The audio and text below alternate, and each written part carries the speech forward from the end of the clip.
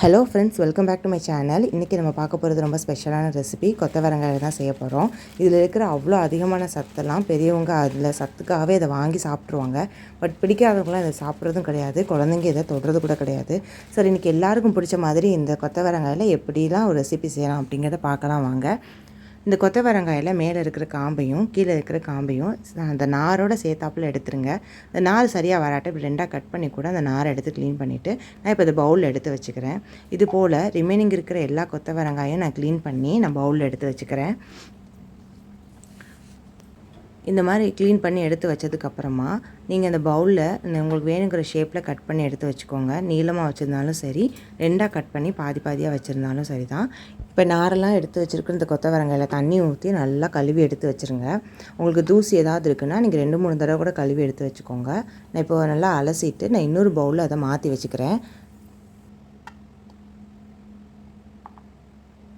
நாரெல்லாம் எடுத்துகிட்டு வாஷ் பண்ணி வச்சுருக்கிற இந்த கொத்தவரங்காயை நான் குக்கரில் சேர்த்துக்கிறேன்.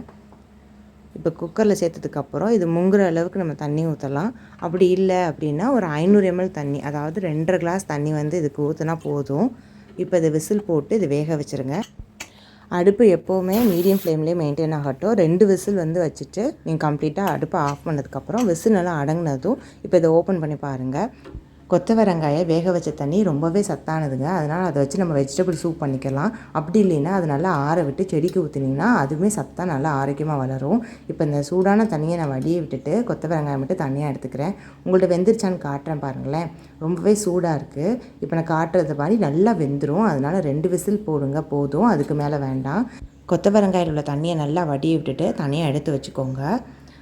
இப்போது நான் ஒரு பவுல் எடுத்துக்கிறேன். அதில் 3 டேபிள் ஸ்பூன் கடலை மாவு எடுத்துக்கோங்க. 2 டேபிள் ஸ்பூன் கார்ன்ஃப்ளவர் எடுத்துக்கோங்க.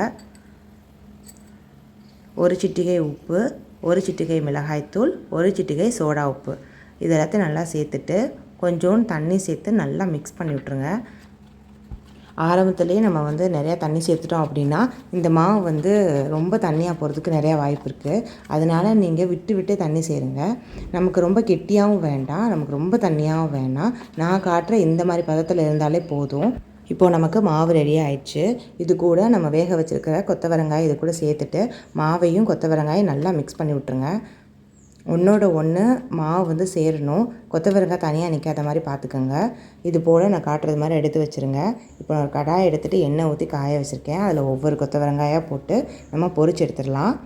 இந்த மாதிரி நம்ம ஒவ்வொன்றா போடும்போது நீங்கள் சாதத்துக்கு தொட்டுக்க வச்சுக்கிட்டாலும் சரி, டீ குடிக்கும்போது ஸ்நாக்ஸ் மாதிரி செஞ்சாலும் சரி தான், நமக்கு எப்படியோ கொத்தவரங்காய் சாப்பிட்டா போதும்.